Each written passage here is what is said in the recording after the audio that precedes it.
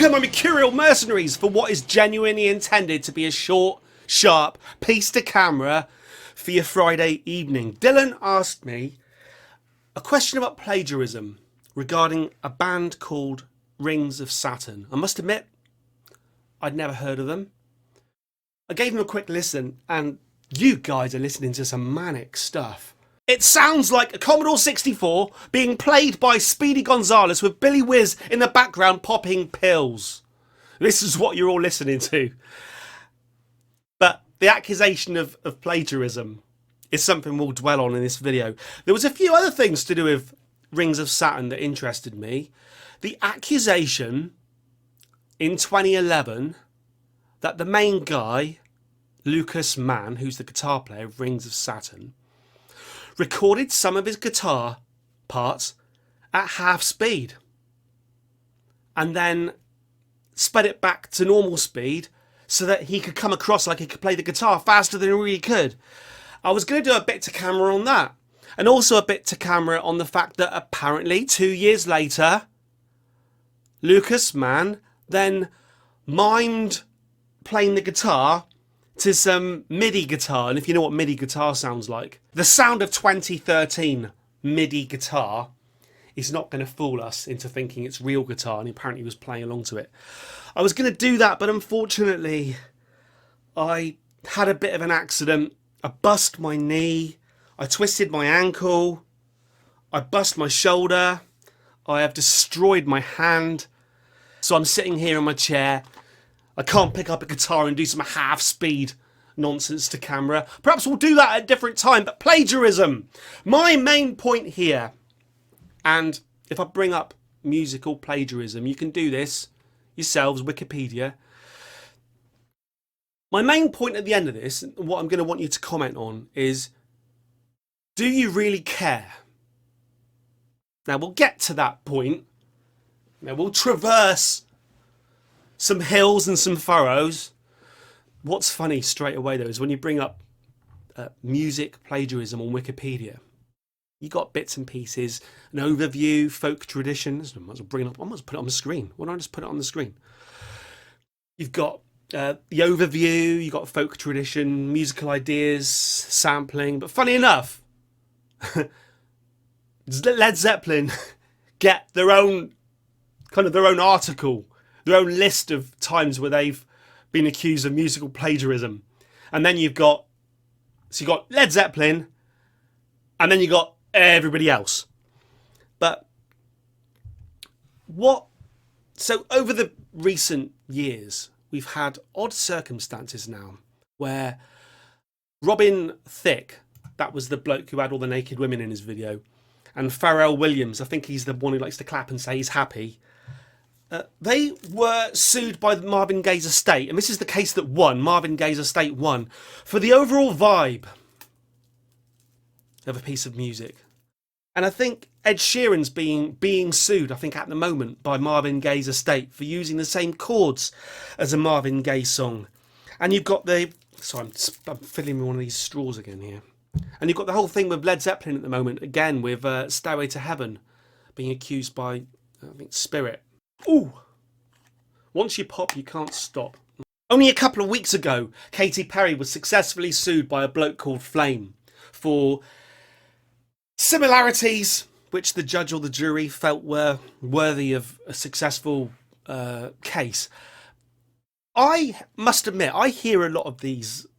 I listen to them, like you do. Lana Del Rey will be accused of copying Radiohead. And then when you delve into it, you think, oh yeah, it's true.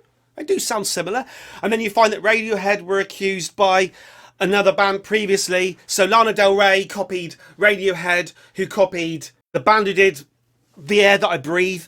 And then you find that Radiohead were having to pay the Air That I Breathe band royalties for Creep, which Lana Del Rey was accused of copying Creep and therefore copying Radiohead, when actually she must have been copying the Air That I Breathe band. But then you find that, like we did a video on this one, Mercenaries, remember my video on this, where you find that before The Air That I Breathe, all I need is the air that I breathe. Before that, years before that, there was a French bloke who used that same melody. So he came up with it, and then this band did that, and then Radiohead did that, and then Lana Ray did that, and it all gets, it's all big, it's a mire. It's a quagmire. So we go back to the thing about how much do you care? The way I see it, and I want to kind of wrap this up now because I've already been talking too long. There's like an artistic pool out there, and everyone over the centuries adds arts and feelings and emotions and ideas into this collective pool that we all drink from. We're all brought up in it. We're all sipping from different areas of the pool. There'll be some people sipping from the tide over here, from the pool, mainly like a hip hop area. And then there'll be people on another side of the pool sipping from the rock area. And then there'll be artists, like, you know, physical artists. But it's all a big artistic sludge that we're all taking from. And we're probably getting to the point, and I think a lot of people keep saying this, and how true it is, I don't know, but we're getting to the point where anything you come up with is going to be reminiscent of something that's already been done. And every so often, someone will come up with something innovative, something that sounds superficially unique, which will kickstart another genre, whether it is art, cubism or surrealism, in music, whether it's folk or punk or rock or grunge or trip hop or whatever. But overall, everything sounds like everything, and everything looks like everything. So how much do you care? Now, in this Rings of Saturn case, the specific case that Dylan's brought up, this Lucas Mann character, the interesting thing here is that the band that he's now accused of plagiarising, he was in that band at the time that the riff he's now accused of plagiarising was written. Did he help write it? Was the riff just shown to him? That was a few years ago, and today that riff is in a different band, his current band's song. And I think people can take from this pool that I was talking about, from this sludge, they can take unknowingly, they can take knowingly. There have been times recently where people have stolen art, stolen ideas, and they hope they won't get caught. There are times where people take ideas and change them enough that they can claim that they have been transformative. There are times when people do steal ideas, but they don't think it's wrong, because art is like, music is like an education. It could be seen to be like an education where we learn. You go to school and you learn your language, English, Spanish, Chinese, Japanese, whatever it is. So I go to school as a kid and I learn English. And then I use English to converse with everybody else, and I use English for all the ideas that I express. And you can't say that I'm plagiarising English. And then you learn music. You learn A, B, C, D, E, F, G, A flat, C, D sharp, F flat, whatever. And you learn that notes can be put in certain ways to sound nice together. Or you don't learn that, you just stumble upon it. And you hear things that you like, and you try and recreate things that you like. Or you hear words that you like, and you use those words. Plagiarism. It's such a tricky topic. I've been in bands before where a group of people, they get together and they come up with a song. Someone comes up with a guitar riff, someone comes up with a drum beat. One person might come up with everything, or it might be a collective. The singer might come up with some words.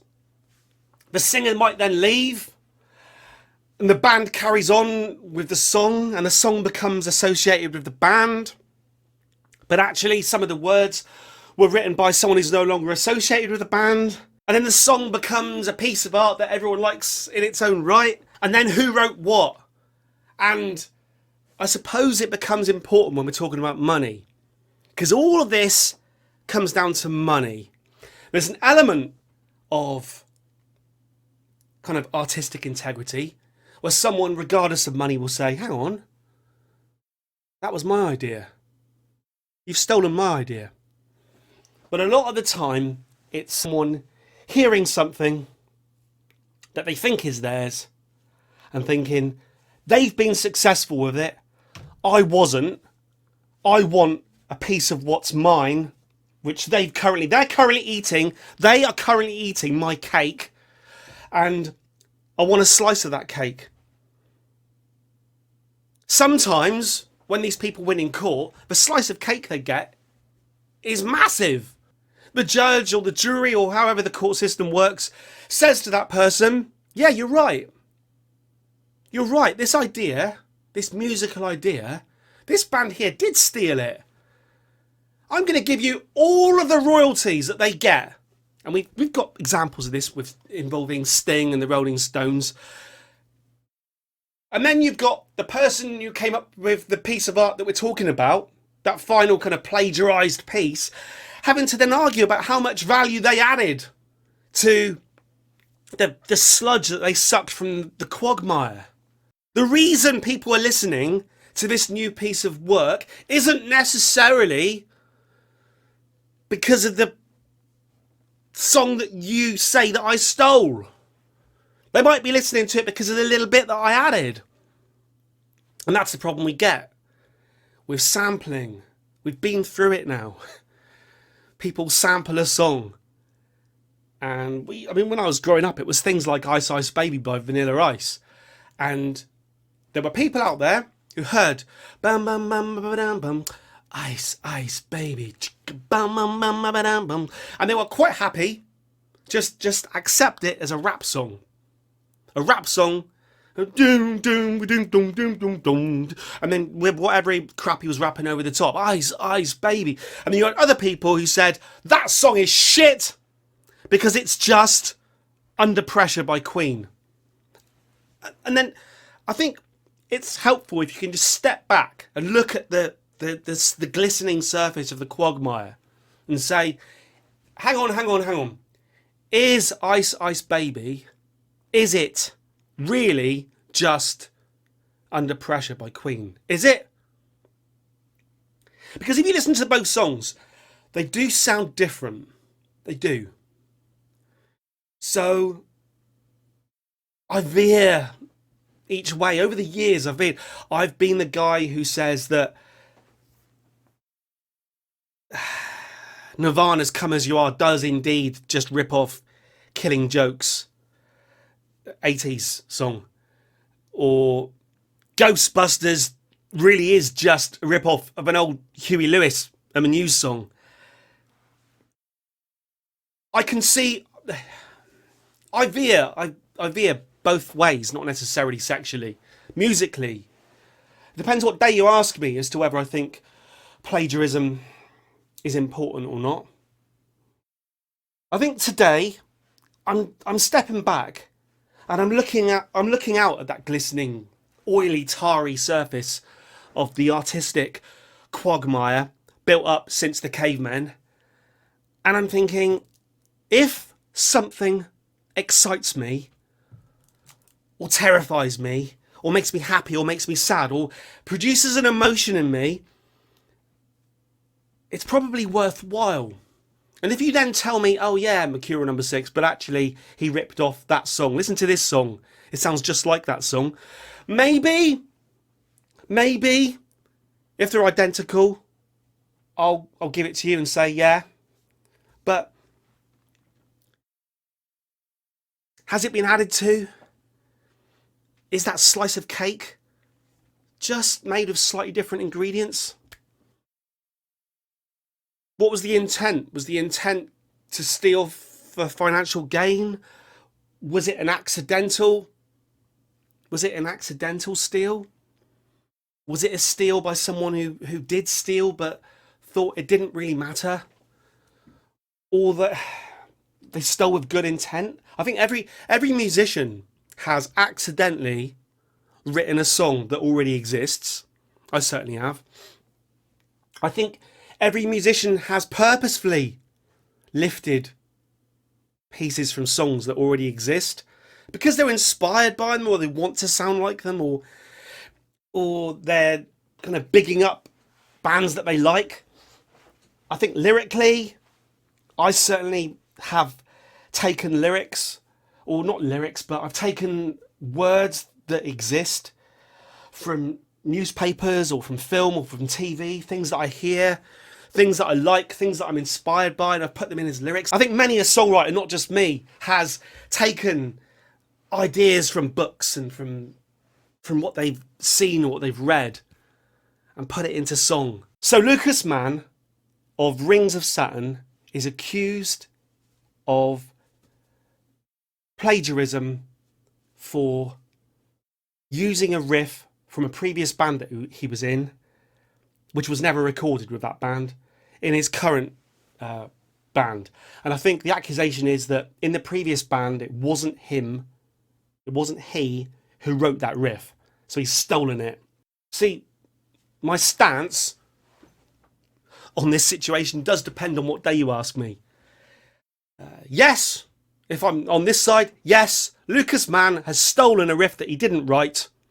Therefore, the original writer, if he can prove it, and it appears that they can, should get the money because it's a theft. On the other hand, Lucas Mann was in this band. He was involved with this riff. He obviously enjoyed it. He remembered it. He wanted to use it. There's art all around us, like the Force. It binds us. Everyone's just plucking stuff out of the air all the time. How much do you care about music plagiarism? Comment below, please, and have a good Friday night. Over and